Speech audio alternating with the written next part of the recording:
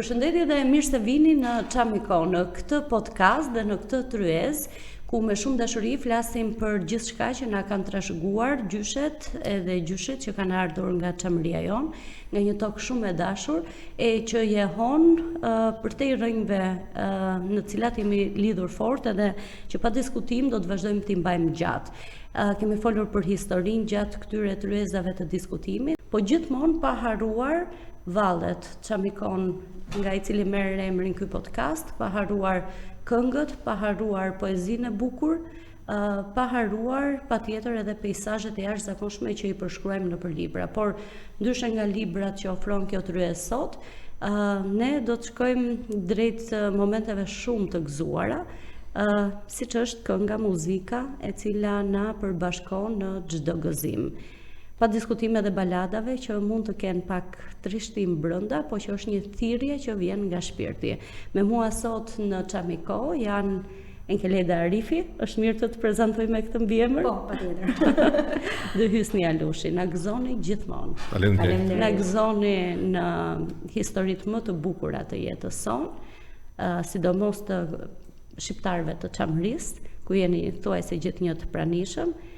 Në gëzoni edhe sot që jeni në këtë tavolinë diskutimi. Në Çamiko. Faleminderit. Kënaqësia është e jonë. Ndiem shumë nderuar që jam sot këtu. Jo vetëm për faktin që është një podcast mjaft interesant dhe i ndjekur, por që ka të bëjë me gjendjet e mia, me gjendjen time, me atë që unë jam dhe me atë që unë ndjem. Ju kam ndjekur që kanë puntatat e para, një diçka që ka munguar komunitetit ton, po dhe gjithë shqiptarisë. Është një diçka që sjell më ngrohtë, më bukur, nga siç e the ti vetë, në gjitha zhanret e letërsisë, këngës. Çamikoja është edhe një formë qëndrese, një formë për të lidhur duart bashkë edhe për të hedhur një valle. Po si e hodhët vallen e parë bashk? Besoj që keni qenë ju që keni thritur mbesën, keni parë një farë talenti, më tregon çik hapat e parë, si e more? Hapat e parë filluan duke kërcyer sipër tavolinës që ishin vegjël. Në festat familjare. Festat familjare diskutohet. Faktikisht neve na vinë nga geni më tepër, babai këndonte shumë bukur polifoninë, babai im edhe gjyshi i Enkeledës. Gjyshi nga ana e Enkeledës i bitet Zamares, shumë bukur. I prodhonte edhe vetë. Edhe erdhi koha, erdhi momenti që filluan edhe këto bashkëpunimet. Enkeleda ishte në Evropë, u kthye mbas 99-s, edhe pastaj në 2006 erdhi momenti që u mblodhen ato, si thuaç, komponentët, polifonia, u poqën kushtet, të gjitha gjërat, pastaj edhe filluan projektet që kënga vaje madh për Çamër. U ktheve dhe u kape fort pas Çamërisë. Zgjodhe që të kapeshe fort pas rrënjve tua, çfarë të bëri? Në fakt, gjatë periudhës që isha atje, unë e kam ushtruar profesionin tim si këngëtare. Por kam bërë muzikë në mënyrë profesionale, domethënë kam kënduar muzikë këngë të trevave të ndryshme. Ajo që ngjiti shumë mirë dhe mendoj që ishte tamam ajo që unë doja të bëja, ishte bashkëpunimi i parë që patëm me Hysniun. Vaj dhe mall për Çamërinë. Mendoj që, siç thash pak më herët, që u poqën kushtet. Ne secili kishim karrierën e tij veç, punonim, kishim mënyrën tonë se si performonim, por nuk kishim ardhur me një produkt të përbashkët. Dhe erdhi koha, vendosëm të bëjmë një gjë të përbashkët, por që t'i përkiste krahinës sonë, trevës sonë. Kështu që fati mirë e deshi që në bashkëpunim me kompozitorin Nedi Balili dhe me profesor Jorgo Papingjin, i cili na mungon tashmë, i cili është autori i shumë veprave më pas që pasuan teksteve të këngëve që ne bëm për Çamërinë, dhe mendoj që dhe jam shumë e bindur që nga gjithë këto krijimtari, këngët që ai ka shkruar, mund mendoj që janë më të bukurat dhe më tipiket, më karakteristike që janë kushtuar Çamërisë. Pra dua të them që erdhi koha që të bënim vaj dhe mall për Çamërinë, dhe ajo nuk është një këngë e thjeshtë. Unë mendoj që ajo është një vepër arti, sepse brenda asaj këngë, në pak minuta është derdhur është shkrirë e gjithë historia tragjike e popullatës Strevës Çamërisë. Dhe aty brenda nuk ka vetëm tekst edhe fjalë, nuk ka vetëm vi melodike, nuk ka vetëm zëra. Aty ka interpretim, aty ka hyrë Muhamet Sheri, vllai i madh si thoja unë, i cili dhe ai na mungon. Ka hyrë me vokalin, me zërin e tij kumbues dhe i ka dhënë shpirt asaj kënge. Aty ka hyrë Refati. Po. Është historia e gjallë e artit dhe muzikës çame. Kuptohet, të gjithë e njohin me këngën e Çelomezanit. Por Refati është shumë i veçantë dhe është i papërsëritshëm në natyrën e tij, në mënyrën e tij të kënduarit të polifonisë.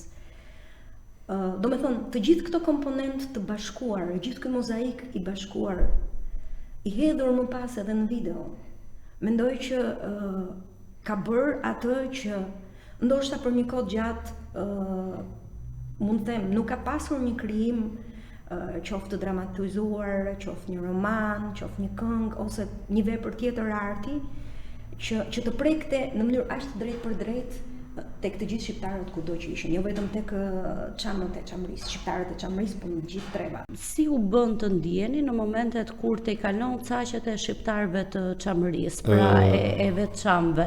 Se jam e bindur që merrni mesazhe edhe Unë duhet të tregoj një kuriozitet. U bë 2006-2025. Ne sa herë interpretojmë atë këngë, në çdo event që jemi, ne i marrim po të njëjtat emocione. Unë duket sikur ajo këngë është bërë dje, jo kaq vite me fjalë. Nuk e di, ajo na ka sjell me fjalë një ndjesi të jashtëzakonshme. Në ato momente kur ka dalë kënga atë vit në 10 orë ka qenë, unë po shkosha diku, sa e kishin dalë në televizion, ti ke kënduar atë këngën e Çamërisë nga Durrësi ishin, e ke parasysh? Ngeli kështu në çdo 10 minuta 20 minuta vetë hyten transmetim. Keleda përmendi emrat e Jorgo Papingjit, të Refatit, emra shumë të njohur të muzikës. Me siguri keni bashkëpunuar edhe me ansamblin Recep Çeliku, Lili Cingu, si janë të tilla bashkëpunime kur vjen puna në shpërndarjen ose si thua në dëshirën për të bërë të tjerë të përfshihen në kauzën Është vërtet. Kur kemi qenë për herë të parë në një premierë me ansamblin e shtetit, por rria në një moment edhe po mendoja, thash, si që ka kjo botë. Vjen një ditë që kur ishim të vegjël, të ri, vite ansambli i shtetit e shikoshim me atë ndjesinë. Vjen një ditë, thash, që ti je tamam ndjehesh mirë mes këtyre artisteve, dhe të thënë drejtën, jam ndier krenar që një ditë bukur ndodheshim pranë atyre, pranë ansamblit të shtetit në fjalë. E të interpretoshim përpara atij publiku. Sa herë kemi aktivitete apo kontakte me miq tanë, me kolegët tanë, gjëja e parë që thonë është kjo që neve na pëlqen shumë muzika e trevës tuaj. Do me thonë, është shumë e lehtë më pas ti ofrosh bashkëpunim ose ti kërkosh ose thjesht ata vetë thonë mund të bëjmë diçka të trevës tuaj. Në mënyrë automatike ti e ke më kollaj të depërtosh ose të krijosh diçka të përbashkët, sepse vetë natyra, karakteri i muzikës çame është shumë i pranueshëm dhe shumë i dashur për të gjithë. E para punës muzikantët apo profesionistët dhe më pas edhe për ardashit, ata që dëgjojnë apo shijojnë. Çfarë shtynte Jorgo Papingjin të shkruante le t'ja themi çamërisht edhe në kjo është produksioni i fundit që keni pasur me to. Ka lindur si ide e Xhaxhixhatit, siç e kemi thënë ne. Faktikisht as ai nuk është mes nesh dhe as profesor Jorgo nuk është mes nesh. Dashuria, këmbgulja që ka bërë Xhaxhixhati derisa ne kemi arritur në këtë produkt, mund të themi, ka qenë e jashtëzakonshme. Ai njeri ka qenë, nuk e di, është frymëzim dhe është sui generis, mund të them. Ka qenë një njeri që edhe për moshën që ka pasur një dëshirë, një elan të jashtëzakonshëm për të punuar për çështjen çame, për të shkruar, për t'ju lënë pasardhësve sa më shumë materiale, sa më shumë vlera, sa më shumë fakte lidhur me historinë dhe me traditën, me kulturën e krajinës Çamërisë. Dhe edhe kjo këngë lindi në bazë të dëshirës, vullnetit, dashurisë që ai ka pasur për të bërë diçka të re, për të sjellë një krijimtari të ri për çështjen çame. Dhe kështu lindi, le t'ja themi çamërisht. Ishte kërkesa e tij, takimet e shumta që ka pasur me profesor Jorgo Papingjin, që arritëm në produktin, në tekstin e këngës, ja themi çamërisht. Dhe sigurisht që kush më mirë mund ta hidhte në nota dhe të bënte melodinë se sa Edi Barrili.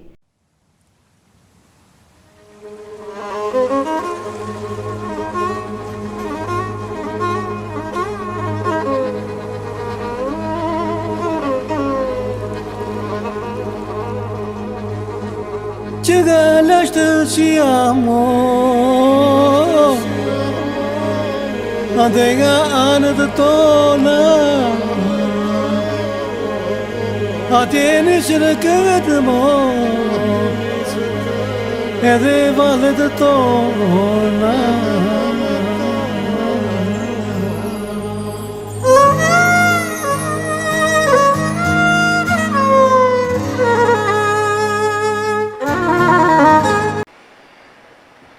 Qamët besën e kanë dhënë, e gjithë bota ta dëgjoj. Dhe një qamë të ngel në këmbë, qamëria do jetoj. Dalë, dalë me ka dalë, jam vajzë qamë me more djallë. Qamë jam vajzë ta pish, letja themi qamërisht.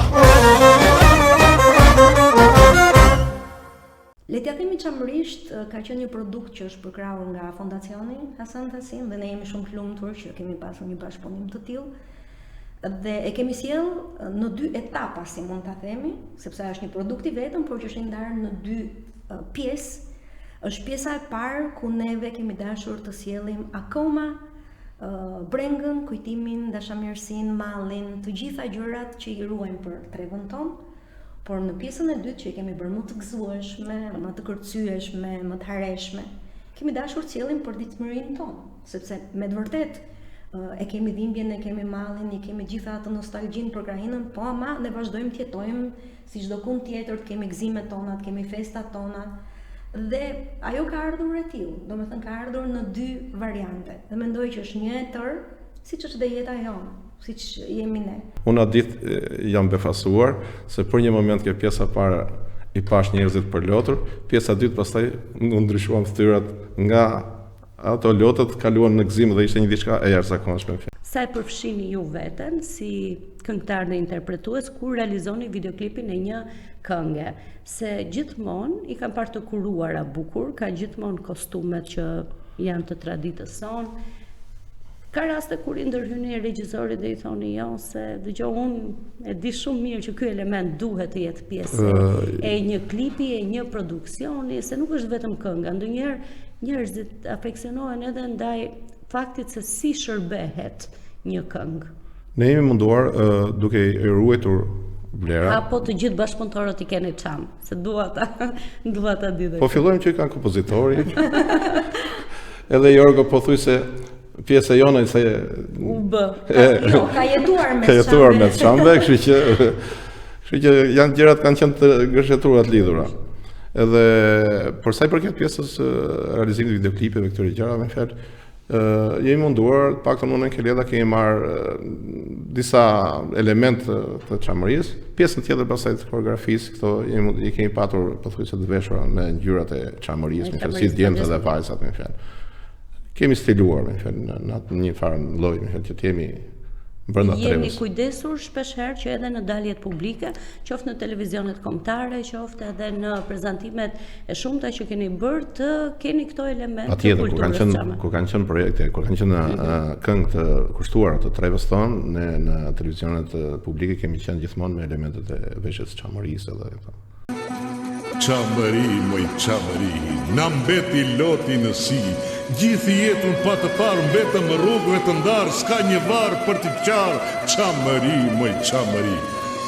Se këmbrova nuk e di, si ti nuk pash në gjithë dynja, po ta di sho qamëri, jesh e mbeta qamë.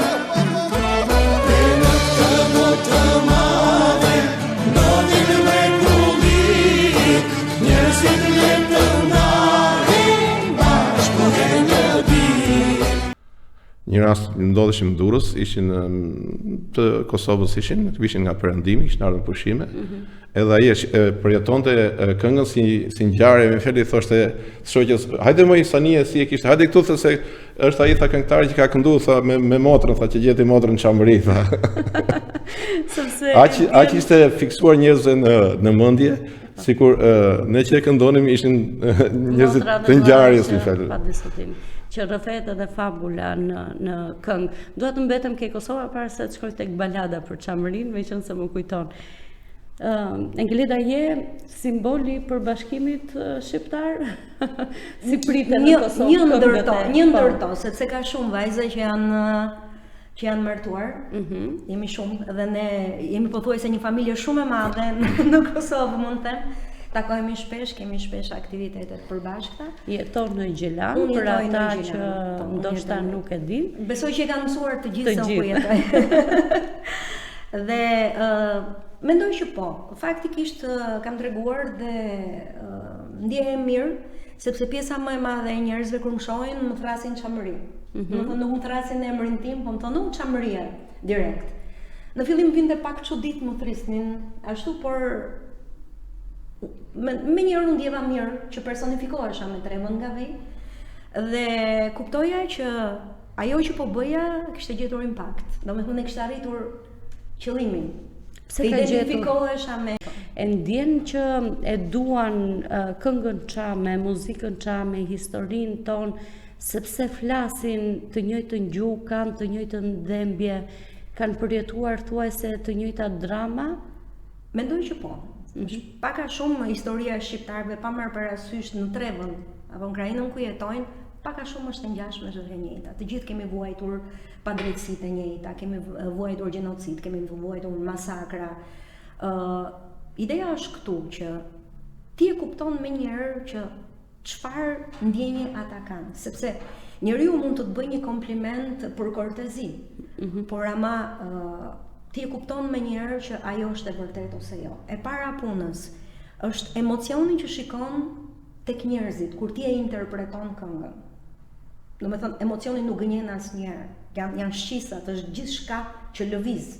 Janë sytë që përloten. Më kujtohet kur shkoshim në Qafbot, kënga sa kishte dalë, ishim atje, ishte një patriote jonë nga Berati dhe më përqafonte dhe qante një fjalë. Atë rast nuk e harroj kurrë, në fjalë. Balad për Çamërin, një tekst po prap shumë i bukur. Se balada është e Bilal Xhaferit, interpretuar nga Engelida. Ja kam shtyrë edhe unë pak, e kam ndihmuar edhe unë pak, në fjalë. E kam plotësuar, në fjalë. Është shumë e bukur.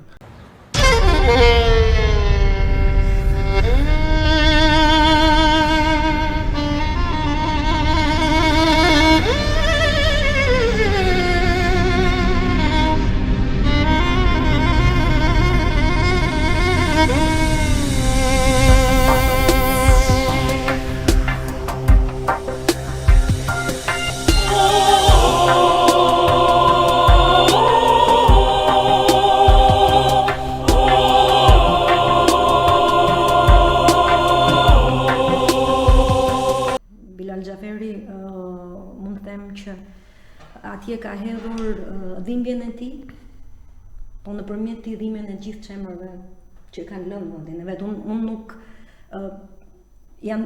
ka shumë shkrime, ka shumë poezi, ka shumë balada që janë bërë, por unë mendoj që si ajo askush tjetër nuk e shpreh atë shpërngulje të shqiptarëve të Çamërisë nga vendi, nga toka. Mësandaj ai si projekt për të realizuar ka pas vështirësitë e veta, se nuk është lëvizur fare nga teksti.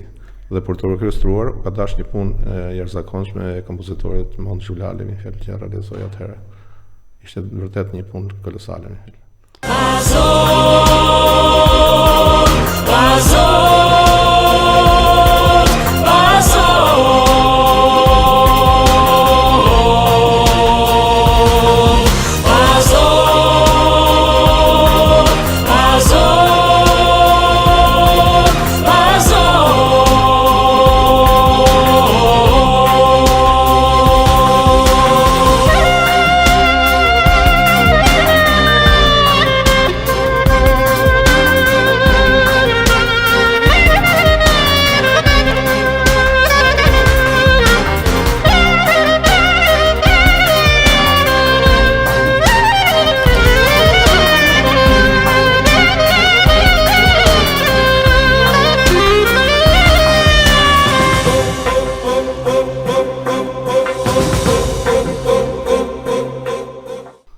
kënga që ju identifikon ose që duan më shumë njerëzit?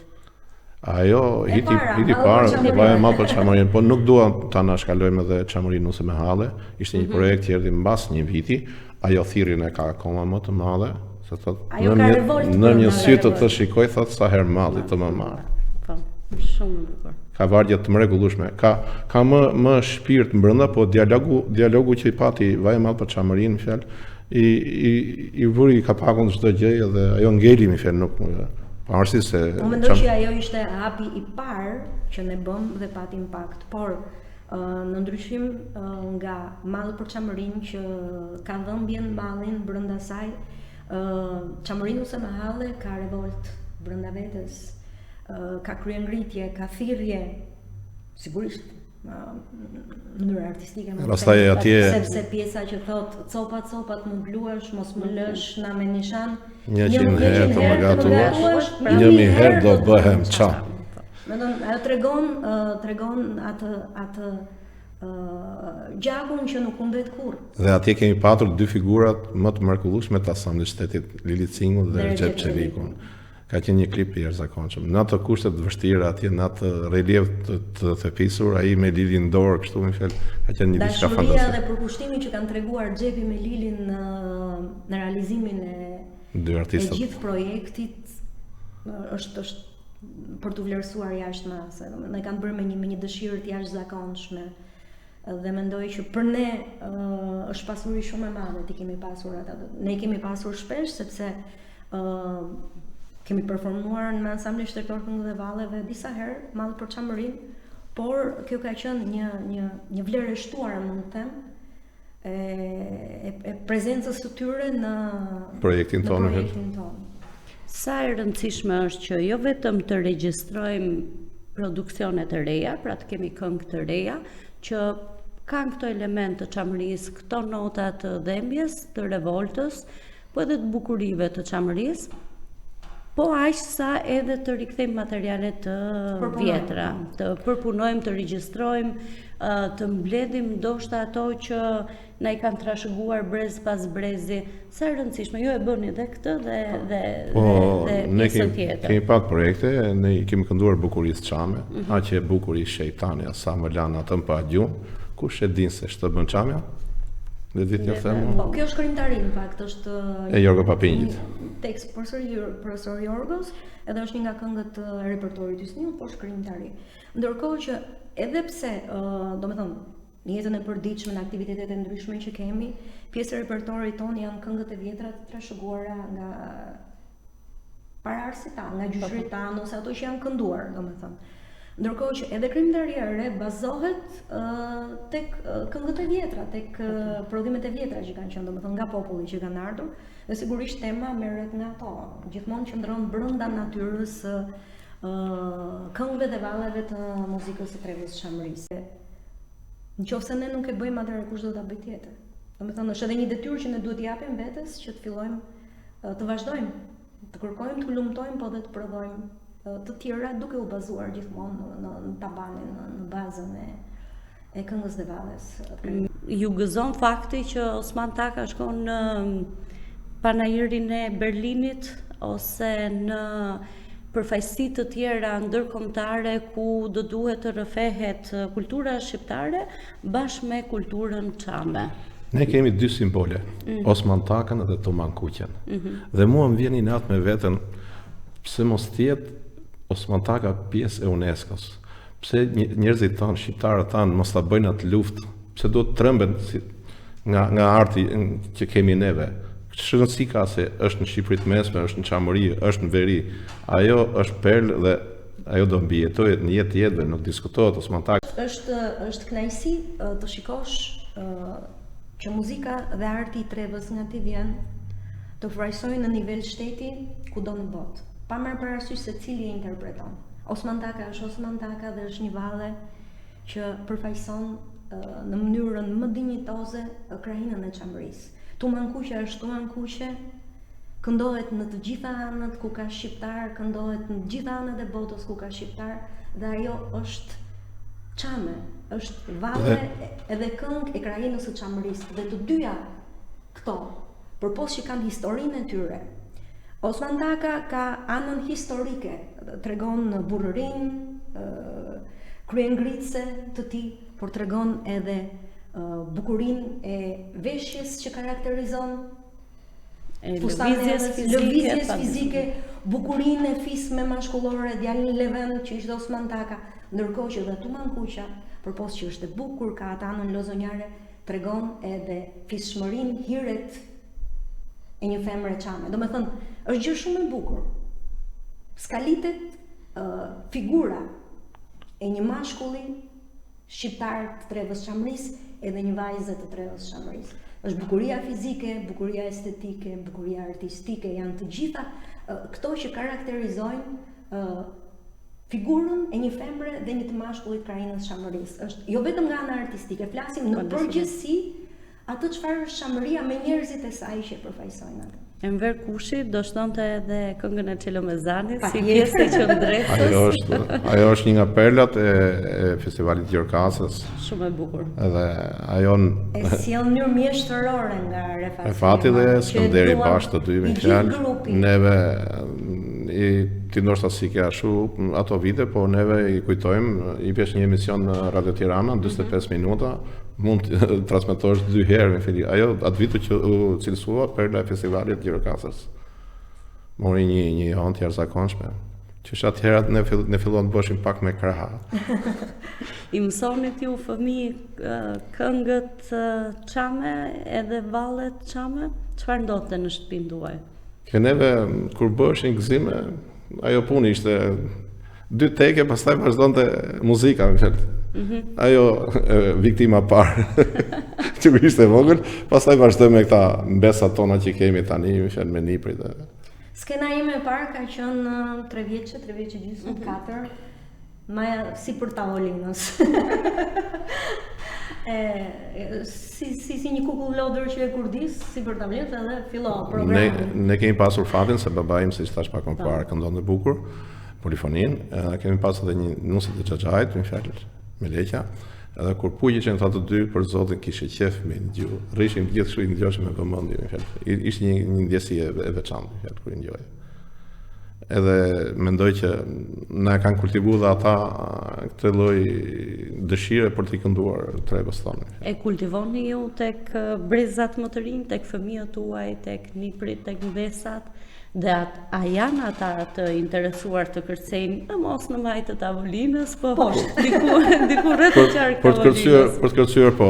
Jemi munduar, unë djalit të studioj për piano, edhe në Keleda çunat kanë studiuar për muzikë, por më tepër sukses kanë patur kur vjen muzika për të vallëzuar, atje ndihen më komod, janë më të lirshëm në fakt. Më komod. Kur vjen fjala tek gjyshet dhe gjyshërit tanë. Unë kam një mirënjohje të jashtëzakonshme dhe një falënderim gjigant për gjyshërit dhe gjyshet tona. Flas në shumës tani sepse e di që në komunitetin ton ata kanë qenë hallka, lidhja e zinxhirit, mund të them, mes nesh edhe vendlindjes tonë, atdheut tonë. Çdo gjë që ne kemi mësuar dhe që kemi marrë, qoftë nga ana historike, nga ana gjeografike, nga ana kulturore, nga ana kulinare, nga ana e ambisërisë, nga të gjitha, e kemi falë tyre. Mos kalojmë atje pastaj Thash pra kulinaria. Nëse ne vajzat çame, po flas tani, jemi një koqire, të gjithë e kemi fal edukatës, këshillave që na kanë dhënë gjyshet tona.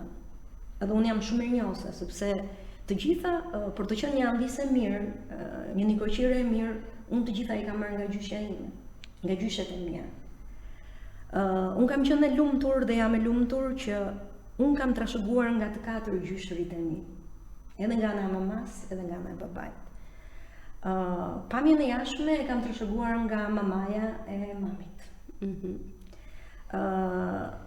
Urtësin edhe Niko Qyrllëkun e kam mësuar nga mamaja nga ana e babit. Ndërsa të kënduarit edhe veshin muzikor, instrumental, sepse kam studiuar flaut, i kam marrë nga 2 gjyshërit e mi. Babai nga ana e babit këndonte shumë bukur, ka pasur një zë të ëmbël dhe melankolik, jo kaq të fuqishëm sa isni jo, por ka qenë më melankolik. Dhe baba Hasani nga ana e mamit ka prodhuar xamare fyej edhe i ka rënë vet. Domethënë, nëse kam arritur në këtë gjendje që jam, këtë formim artistik dhe muzikor që kam, është fal tyre. Dhe sinqerisht jam shumë falenderuese dhe mirënjohëse edhe një herë po them, po mendoj që një lloj si unë, të gjithë vajzat e dim të komunitetit ton, dashurinë për Trevën, për Krahinën nga Vim, njohuritë që kanë, krenarinë që kanë, e kanë trashëguar nga ata, se po mos ishin ata na kishin përcjell. Të gjitha njohuritë që kishin, sigurisht me dhimbje na i kanë treguar të gjitha. Ne nuk do të ishim kaq krenar që i përkasin më saj Treve, ne nuk të vazhdonim lidhjen me Çamërin, po ishin ata që na i kishin trashëguar të gjitha këto. Kështu që mirënjohje dhe falënderimi ju takon atyre gjithmonë. Edhe lumsi ata që i kanë arritur gjyshrit e tyre dhe kanë marrë nëpërmjet tyre të gjitha të dashurinë dhe atë mallin që kanë dhe atë krenarinë për vendin nga Vim. Engeleda, a ke ti një palë tumane në shtëpinë tënde? Unë kam shumë lloje tumanesh, kam shumë lloje elemente të veshjeve të ndryshme, trevave të ndryshme shqiptare, sepse kam një debules për veshje tradicionale shqiptare. Më pëlqen shumë të kem elemente tradicionale në veshjen time të përditshme ose në jetën e përditshme, më pëlqen shumë të kem. Mendoj që janë shumë të bukura dhe të tregojnë shumë të fisme elementet popullor tradicional. Kam jelek të ndryshëm, kam rroba të ndryshme, kam dhurata të ndryshme që sigurisht kanë elemente popullor që mi kanë dhënë dashamirës të ndryshëm. Dhe më bën të ndihem mirë, më bën të ndihem shumë e fisme kur i vesh ose kur i përdor. Dhe zakonisht jam pjesë e veshjes sime, garderobës sime, lukut tim. Cili është elementi më i bukur që ti e adhuron midis këtij koleksionit të bukur që ke? Unë për shembull do zgjidhja gjithmonë atë jelekun në një Leila që nuk e ka asnjë trev tjetër shqiptare. Ajo është Leilaja mbretërore, si themi, sepse ngjyra Leila është shumë e fisme, është shumë aristokrate dhe është quajtur Leilaja mbretërore, me sa di unë, sepse në atë kohë kur janë bërë veshjet ka qenë shumë e vështirë të realizoje një ngjyrë të tillë dhe ka qenë shumë e kushtueshme dhe prandaj e kanë përdorur vetëm niveli më i lartë i shoqërisë. Por që fatmirësisht ajo është ngjyra që karakterizon kostumet çame. Dhe është shumë e bukur dhe unë e dashuroj shumë dhe unë kam një jelek të tillë. Përveç të tjerëve që kam. Ajo mendoj që është ngjyrë shumë e bukur dhe më pëlqen shumë edhe e kam. Engeleda ka dhe një dhuratë bukur nga Nan Mineja në Chicago. A keni një gjë të trashëguar ose që ja u kanë dhuruar? Engeleda fati kur ishim në Chicago në 2017-ën, Nan Mineja i dhuroi një fustan të mëndafsh, në duket se ishte diçka. Ka qenë fustan nusesh, i gjutës.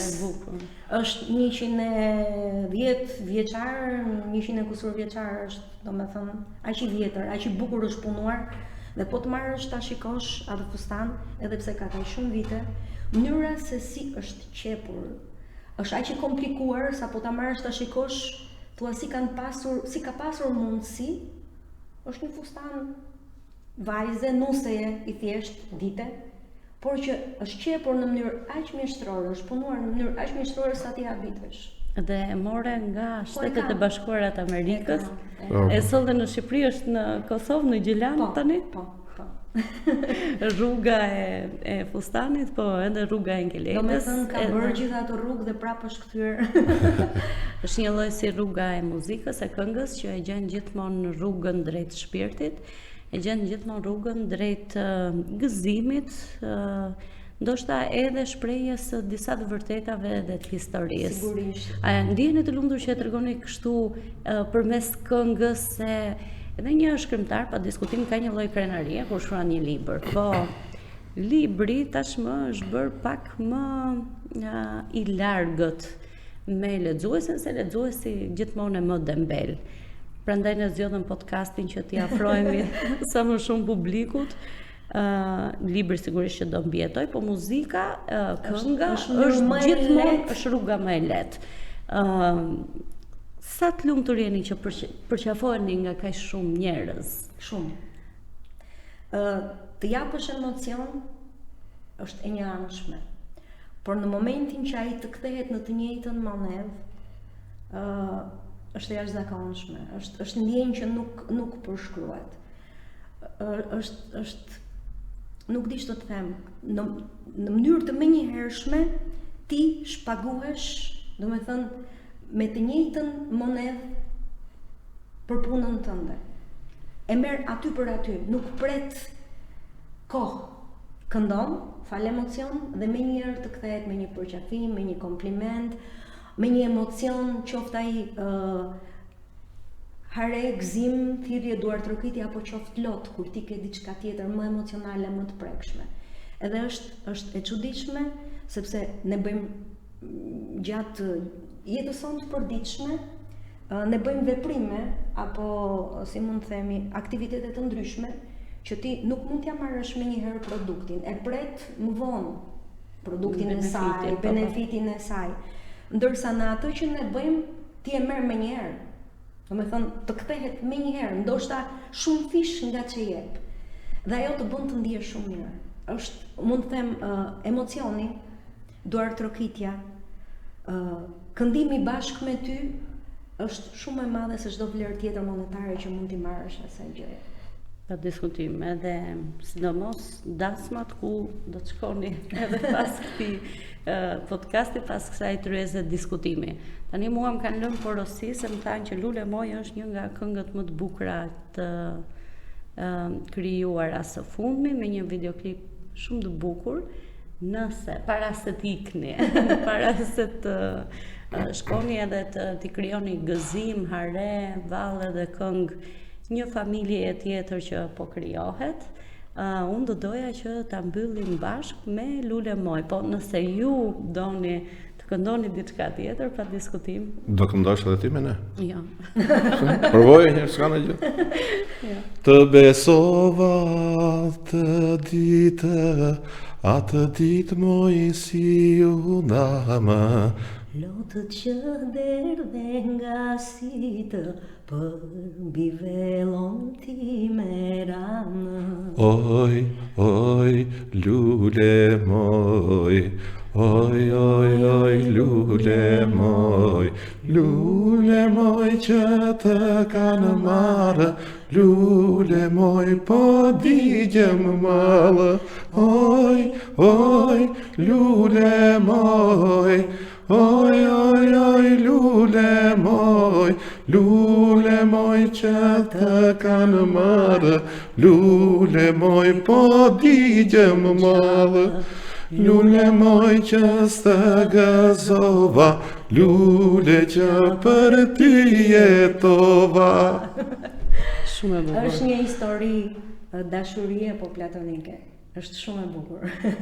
Është se mua më shkoj me njëherë syrit tek promemorje për Çamërinë, si një promemorje të gjithë dashurisë që kemi ne për Çamërinë. Unë ju falenderoj jashtëzakonisht shumë që ishit pjesë e kësaj tryeze, pjesë e kësaj bisede të bukur. Është një nga më të bukurat dhe më të hareshmet që kam realizuar ndonjëherë.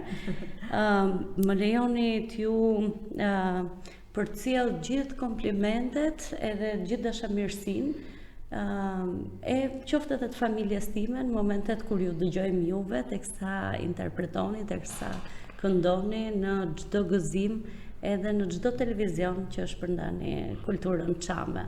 Faleminderit vetë, por t'jap fjalën në emërtim dhe të Kelidhës, që neve e gjetëm shtëpinë tonë, Çamikon, për promovimin e projekteve tona. Dhe japim fjalën. Jeni gjithmonë. Japim fjalën që projektet e reja që do vinë, do t'i promovojmë përpara ke Çamiko, pastaj në. Ndërsa unë dua të bëj një falënderim të jashtëzakonshëm për gjithë bashkëpunëtorët tanë.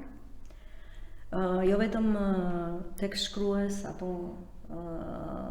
kompozitor, por edhe këngëtar, artistë të tjerë që janë pjesë e projekteve tona.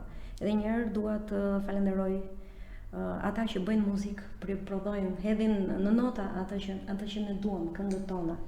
Duke filluar nga Edi Balili, Edmond Zhulali, Adrian Hila, Sajmir Qili, Sokol Marsi, e shumë të tjerë që kanë ndihmuar që neve të hedhim në pentagram, të krijojmë këngët të cilat t'i këndojmë jo vetëm ne në përgëzimet dhe në për eventet e ndryshme, po t'i këndojnë dhe të tjerë dhe t'i vazhdojnë t'i dëgjojnë në jetën e përditshme nga rrjetet e ndryshme sociale ose kudo që ne jemi. Kështu që jam shumë mirënjohëse dhe edhe një herë jap fjalën që do të vazhdoj unë sigurisht edhe Jusnil bashkë me mua. Jam e bindur për këtë. Ta ruajmë dhe ta çojmë dhe mëtej këngën dhe vallën çame, sigurisht në bazë mundësive që kemi.